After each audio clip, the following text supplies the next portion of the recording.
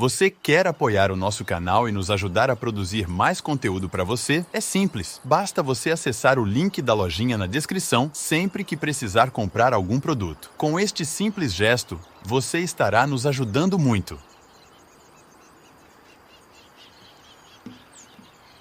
Você já prestou atenção aos sinos do templo? Quando faz, o que você escuta? As notas ou o silêncio entre as notas? Se não houvesse o silêncio, haveria as notas? E se escutasse o silêncio, as notas não teriam mais penetração ou uma qualidade diferente? Mas raramente prestamos atenção a alguma coisa. E eu acho importante averiguar o que significa prestar atenção. Quando o seu professor está explicando um problema de matemática, ou quando está lendo a história, ou quando um amigo fala, lhe contando um caso, ou quando você se acha à beira do rio, ouvindo o sussurro das águas perto da margem, em geral, presta muito pouca atenção. E se descobríssemos o que significa prestar atenção, talvez o aprender tivesse um significado muito diferente e se tornaria muito mais fácil. Quando seu mestre te fala para prestar atenção em aula, o que ele quer dizer? Quer dizer que não deve olhar pela janela, que deve afastar a atenção de tudo mais e concentrá-la toda no que deve estudar.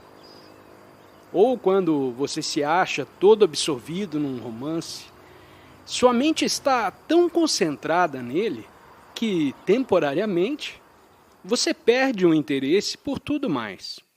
Essa é uma outra forma de atenção. Assim, pois, no sentido comum, prestar atenção é um processo de estreitamento, não acha? A meu ver, há uma atenção de qualidade completamente diferente. A atenção geralmente recomendada, exercitada ou praticada como enlevo espiritual, consiste em estreitar a mente e reduzi-la a um ponto, sendo isso um processo de exclusão. Quando faz qualquer esforço para prestar atenção, está em verdade resistindo a alguma coisa, ao desejo de olhar pela janela, de ver os que entram e etc. Parte da sua energia já se consumiu nessa resistência. Constrói uma muralha ao redor da sua mente para obrigá-la a concentrar-se de todo numa determinada coisa. E a isso chama disciplinar a mente para prestar atenção. Procura excluir da mente todos os pensamentos, menos um, no qual quer tê-la toda concentrada. É isso que a maioria das pessoas entende por prestar atenção. Mas eu acho que há uma diferente qualidade de atenção. Um estado mental não exclusivo. Isso é, que nada exclui. E pelo fato de não haver resistência, a mente é capaz de atenção muito maior. Mas a atenção sem resistência não é a atenção da absorção. A qualidade de atenção sobre o que desejo falar é inteiramente diferente disso, que geralmente se entende por atenção, e há nela possibilidades imensas, porquanto não se faz exclusão de nada. Quando você se concentra num assunto, numa palestra, numa conversa, consciente ou inconscientemente, levanta uma muralha de resistência à intromissão de outros pensamentos. E, portanto, sua mente não está toda presente. Só está presente em parte. Por maior que seja a atenção que esteja prestando, porque outra parte da sua mente está resistindo a intromissões, desvios ou distrações. Vamos começar pelo outro lado. Você sabe o que é distração? Você quer prestar atenção ao que está lendo, mas sua mente se distrai por causa de um barulho qualquer lá fora. E então você olha pela janela. Quando deseja se concentrar numa coisa e sua mente se desvia dessa coisa, chama isso de distração. Então, uma parte da sua mente fica resistindo a essa chamada distração. E nessa resistência há o desperdício de energia. Mas se ao contrário, estiver cônscio de cada movimento da mente, momento por momento, não há então distração nenhuma, em momento algum. E a energia da mente não se consome no resistir a alguma coisa.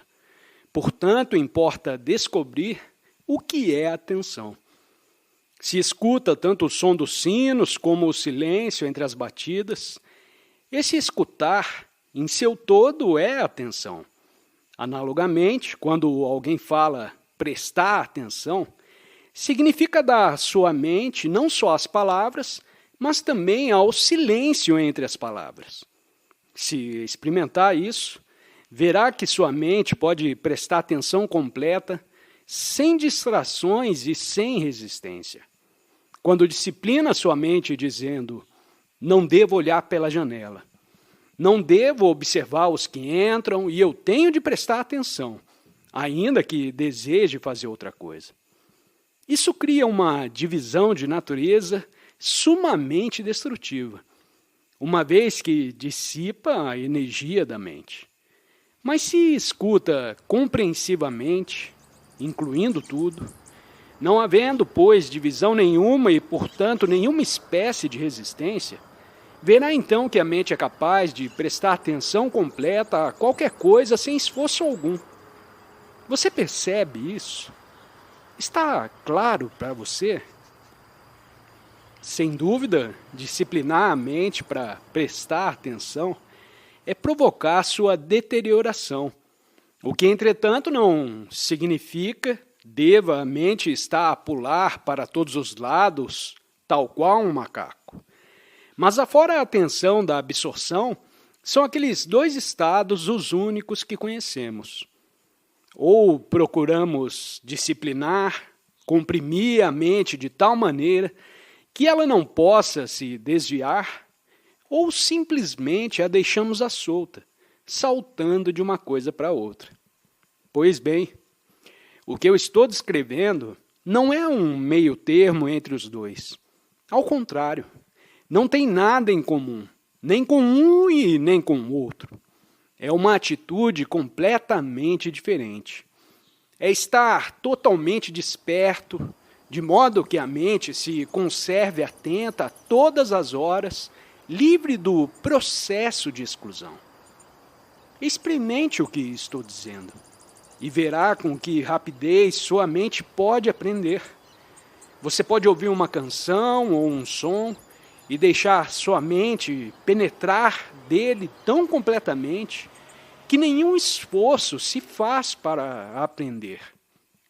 Afinal de contas, se sabe escutar o que o seu professor está expondo a respeito de um fato histórico, escutar sem resistência alguma, porque há espaço e silêncio em sua mente, e, portanto, nenhuma distração, você se tornará ciente não só do fato histórico, mas também do preconceito com que o professor, porventura, o está traduzindo, e também de sua própria reação. Vou lhe dizer uma coisa. Você sabe o que é o espaço? Há espaço aqui nesse local. A distância entre aqui e a sua hospedagem, entre a ponte e a sua casa, entre esta margem do rio e a outra. Tudo isso é espaço. Há também espaço na sua mente? Ou ela está tão atulhada que nenhum espaço resta? Se há espaço em sua mente, então nesse espaço há silêncio. E desse silêncio vêm todas as coisas. Por que então podeis escutar, podeis prestar atenção sem nenhuma resistência? Eis porque é tão importante haver espaço na mente. Se a mente não está atulhada de coisas, se não está incessantemente ocupada, então ela é capaz de ouvir os latidos daquele cão, o barulho do trem que ao longe atravessa a ponte, e ao mesmo tempo estar plenamente cônscia do que está sendo dito por uma pessoa nessa sala. A mente é então uma coisa viva e não está morta. Ontem à tarde, vários estudantes se encontraram comigo na estrada e, pouco depois de me apartar deles, vi os 2 filhinhos do jardineiro a brincar. O interrogante deseja saber que sentimentos experimentei enquanto observava aquelas 2 crianças. Que sentimentos tem você quando observa 2 crianças pobres? É mais importante averiguar isso do que saber o que eu, porventura, senti? Ou tem sempre tanta pressa em chegar à sua hospedagem ou à aula que nunca nota essas coisas? Pois bem, quando observa as pobres mulheres que levam pesadas cargas para o mercado, ou os pequenos camponeses que brincam com lama, e muito pouco mais têm com que brincar, que não receberão a educação que você está fruindo, que não têm um lar digno desse nome, que vivem sem asseio, sem roupas suficientes, sem adequada alimentação. Quando observa tudo isso, qual é a sua reação? Muito importa descobrir por você mesmo qual é a sua reação. Vou te dizer qual foi a minha. Aquelas crianças não têm um lugar adequado onde dormir. O pai e a mãe estão ocupados o dia todo, sem um único dia de folga. Aquelas crianças desconhecem completamente o que é ser amado, ser alvo de desvelos. Os pais nunca se sentam com elas para lhe contar histórias sobre a beleza da terra e dos céus. E qual foi a espécie de sociedade que produziu essas circunstâncias?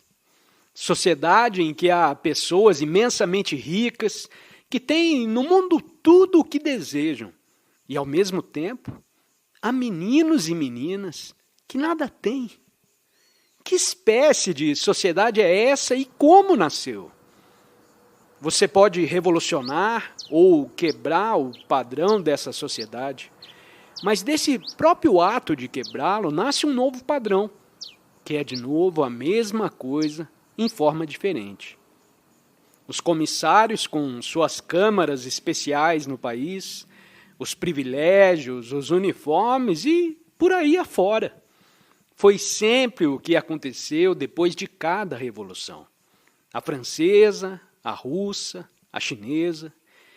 E é possível criar uma sociedade em que não exista tanta corrupção e miséria?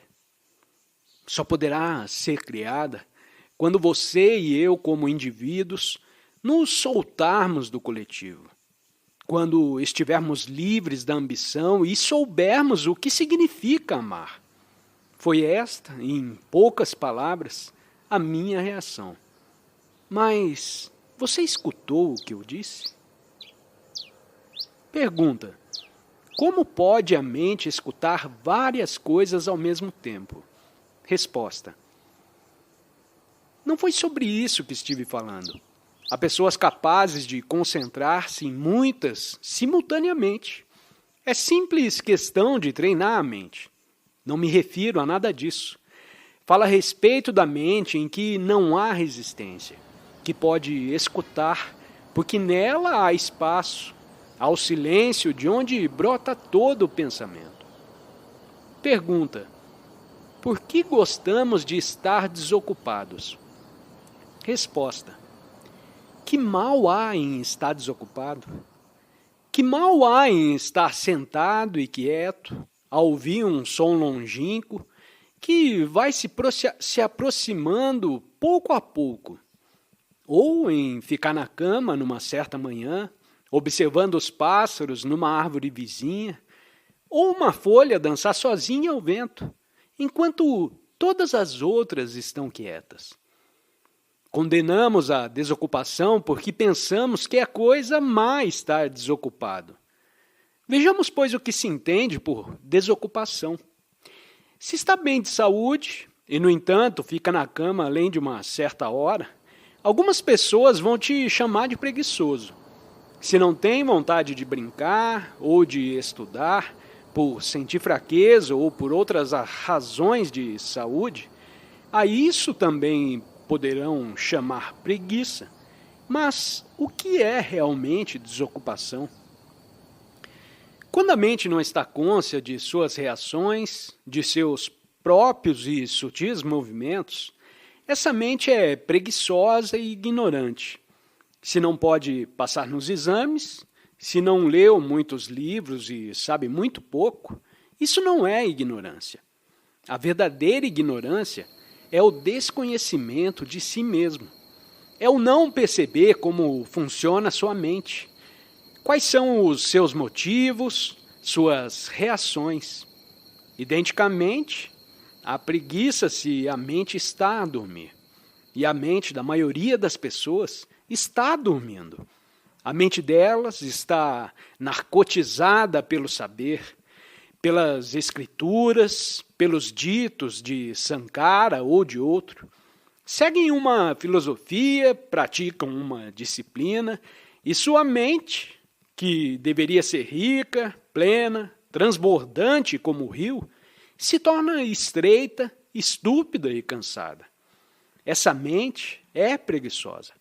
E a mente ambiciosa, que busca um resultado, não é uma mente ativa, no genuíno sentido da palavra. Embora superficialmente pareça ativa, esforçada e trabalhe o dia todo para obter o que deseja, abaixo da superfície está cheia de desespero e de frustração. Assim, é necessário uma pessoa estar muito vigilante para verificar se é realmente preguiçosa. Não admita só porque outras pessoas dizem que você é preguiçoso. Trate de descobrir por você mesmo o que é a preguiça. O homem que se limita a aceitar, a rejeitar ou a imitar, o homem que, por medo, cava uma pequena vala para si próprio, esse homem é preguiçoso. E, portanto, sua mente se deteriora, se despedaça. Já o homem vigilante não é preguiçoso, ainda que frequentemente se deixe ficar sentado e muito quieto, a observar as árvores, os pássaros, as pessoas, as estrelas e o rio silencioso. Pergunta: você diz que devemos nos revoltar contra a sociedade e, ao mesmo tempo, diz que devemos ser sem ambição. Mas não é ambição o desejo de melhorar a sociedade? Resposta: já expliquei muito cuidadosamente o que entendo por revolta, mas vou empregar duas palavras diferentes para uma maior clareza. O revoltar-se dentro da sociedade, a fim de melhorá-la um pouco, de pôr em execução certas reformas, isso é como uma revolta de presos que querem melhorar de vida entre os muros da prisão. E uma revolta dessa natureza não é revolta, porém um simples motim. Você percebe a diferença? A revolta dentro da sociedade é como um motim de presos que querem melhor comida, melhor tratamento, dentro da prisão. Mas a revolta que nasce da compreensão é aquela do indivíduo que se liberta da sociedade. E esta é a revolução criadora. Se você, como indivíduo, se liberta da sociedade, tal ação é motivada pela ambição? Se o é, isso significa que não se libertou absolutamente. Continua dentro da prisão porque a base mesma da sociedade é a ambição, a ganância e a avidez. Mas se compreendo tudo isso, você promove uma revolução em sua mente e seu coração, então já não é mais ambicioso, já não está sendo impelido pela inveja, a avidez, a ânsia de aquisição e, portanto, está completamente fora de uma sociedade cuja base são essas coisas. Você é, então, um indivíduo criador e, em sua ação, estará o germe de uma cultura diferente. Há, portanto, vasta diferença entre a ação da revolução criadora e a ação da revolta ou motim dentro da sociedade. Enquanto só te preocupar em meras reformas, o simples decorar das grades e paredes da prisão, você não será um criador. Toda reforma torna necessária outra reforma e só produz mais misérias e mais destruição. Mas, ao contrário, a mente que compreende toda essa estrutura de aquisição, de avidez, de ambição e dela se liberta, essa mente se acha em revolução constante. É uma mente que se expande, que cria. E, portanto, como a pedra lançada numa lagoa tranquila, sua ação produz ondas e essas ondas formarão uma sociedade completamente diferente. Por que tenho ódio de mim mesmo quando não estudo? Escute essa pergunta. Por que tenho ódio de mim mesmo quando não estudo, como querem que eu faça? Por que tenho ódio de mim mesmo quando não sou gentil como deveria ser? Por outras palavras, por que não vivo de acordo com os meus ideais? Não seria muito mais simples não ter ideais de espécie alguma? Se não tivesse ideais, haveria razão para odiar você mesmo? Assim, porque você diz, eu devo ser bondoso, devo ser generoso, devo prestar atenção, devo estudar. Se puder descobrir a razão e se libertar dos ideais, então talvez atuará de maneira totalmente diferente. Sobre isso eu vou falar mais tarde. Mas por que você tem ideais? Em primeiro lugar, porque sempre te disseram que se não tiver ideais, será um ente desprezível. A sociedade, quer do padrão comunista, quer capitalista, diz: o ideal é esse. E você o aceita e procura viver em conformidade com ele. Não é verdade? Pois bem, antes de tentar viver segundo um ideal qualquer, não deve verificar por que é necessário ter ideais. Por certo, isso teria muito mais sentido. Você tem o ideal de Rama, de Sita e tantos outros ideais que a sociedade te transmitiu ou que você mesmo inventou. Você sabe por que os tem? Porque tem medo de ser o que é. Sejamos simples, não vamos complicar as coisas. Você tem medo de ser o que é, e isso significa que não tem confiança em você mesmo. Por isso é que procura ser o que a sociedade, o que seus pais e sua religião preceituam. Então, por que tem medo de ser o que é? Por que não começam com o que você é e não com o que deveria ser? Se não compreende o que é e trata apenas de mudá-lo no que pensa que deveria ser, isso não tem significação nenhuma. Portanto, fora com os ideais. Sei que os mais velhos não gostarão disso, mas não importa. Jogue fora todos os ideais. Afunde-os no rio, lance-os no cesto de papéis, para começar com o que é. E isso é o quê? Você é preguiçoso. Não quer estudar, quer brincar ou jogar, se divertir como todo jovem. Comece com isso. Use a sua mente para examinar o que entende quando fala em passar o tempo agradavelmente. Averigue o que isso realmente implica. Não se deixe levar pelo que dizem os seus pais ou os seus ideais. Use sua mente para descobrir o que deseja fazer na vida. O que você deseja fazer. Não o que a sociedade ou um certo ideal te manda fazer. Se aplicar todo o seu ser a essa investigação, será um verdadeiro revolucionário. Terá então confiança para criar, para ser o que é, E nisso há uma vitalidade sempre renovada. Mas, pela outra maneira, está dissipando sua energia no esforço para ser semelhante a um outro.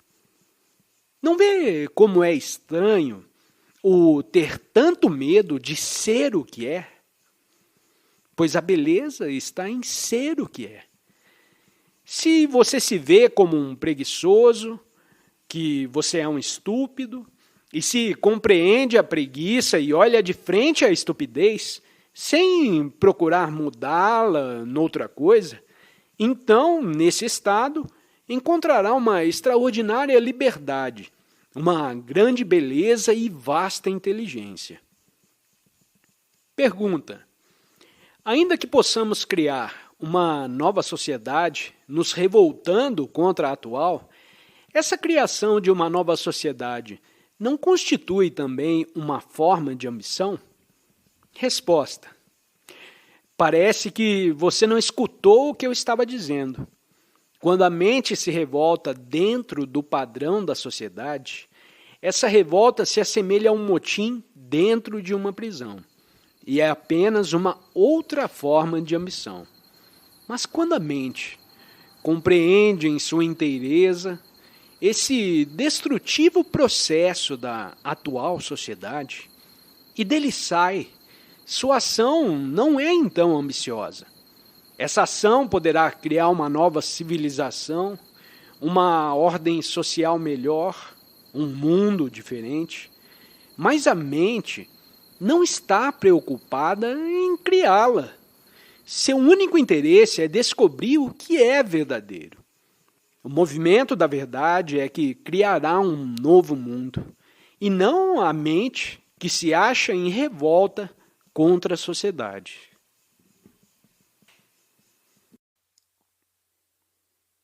Agradecemos por se juntar a nós nessa jornada de reflexão com Krishnamurti. Se essas palavras ressoaram em você, convidamos a explorar mais em 2 vídeos que estão destacados na sua tela. Desafie-se a aprofundar ainda mais o seu entendimento. Compartilhe suas percepções nos comentários. Queremos ouvir suas reflexões e criar uma comunidade de aprendizado. Não se esqueça de se inscrever para receber mais conteúdo. Até a próxima viagem de descobertas.